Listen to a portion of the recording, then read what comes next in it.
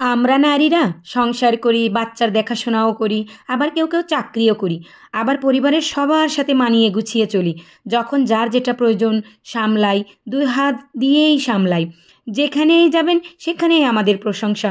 ছোট বড় যে কোনো সমস্যা আমাদের কাছে কোনো সমস্যাই না।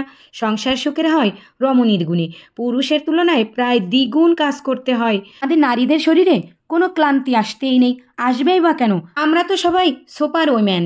এক একটা মহিলা এক একটা সুপার উইম্যান।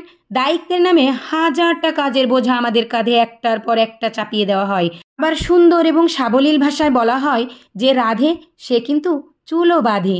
বলে কি আমাদের কষ্ট ক্লান্তি থাকতে নেই? আছে, কিন্তু কে বোঝে আমাদের এই কষ্ট ক্লান্তির কথা?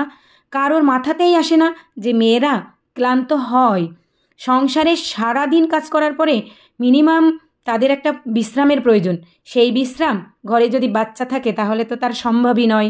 এই কাক ঢাকা ভোরে সবার আগেই নারীরা ঘুম থেকে ওঠে, আবার ঘুমাতে যাবে সবার শেষে। কেননা তার সংসারে কত কাজ, সে তো বাইরে কোনো কাজ করে না। আর যারা বাইরে করে তাদের তো কাজের কোনো অভাব নেই। ঘরের কাজ, বাইরের কাজ, বাচ্চার দেখাশোনা করা। একবারও কোনো মানুষ চিন্তাও করে না যে এই ব্যক্তিদের একটু বিশ্রামের প্রয়োজন। তারপরে তো আরও সমস্যা আছেই, সমস্যার কোনো শেষই নেই। কাজে একটু ভুল ত্রুটি হতেই পারে, হইলেই পিটুনি, যেটা পুরুষরা সচরাচর দিয়ে থাকে নারীদের।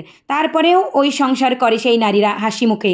এত শত কাজ করার পরেও নারীদের মূল্য দেয় খুব কম সংসারেই। এমনও অনেক সংসার আছে যেখানে হই হুল্লোড়, হাসি আনন্দ সবটাই হবে, খাওয়া দাওয়া হবে, কিন্তু বউদেরকে বাদ রেখে। বর্তমান সমাজে হয়তো কিছুটা কমেছে, কিন্তু এর আগে অনেক ছিল, অহরহ ছিল। প্রতিটা সংসারেই একটি করে বউ অত্যাচারিত হয়েছে, যেটা আমাদের সামনে অগোচরে।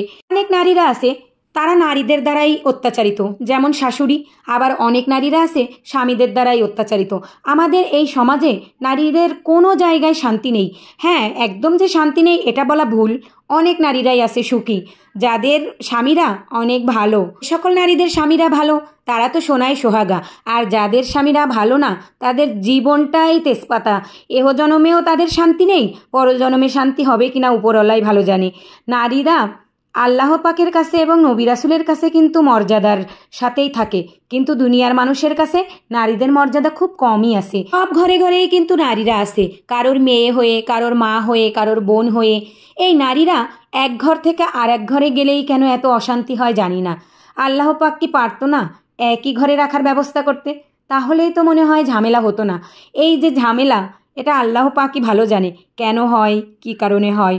অনেক নারী আছে যারা শারীরিকভাবে নির্যাতিত, আবার অনেকেই আছে মানসিকভাবে নির্যাতিত। আমরা চাই সকল নারী সুখী থাক, শারীরিকভাবেও সুখী থাক, মানসিকভাবেও সুখী থাক। দুনিয়াতে সকল নারীর মর্যাদা অনেক, তাই এরা সুন্দর থাক, সুখী থাক।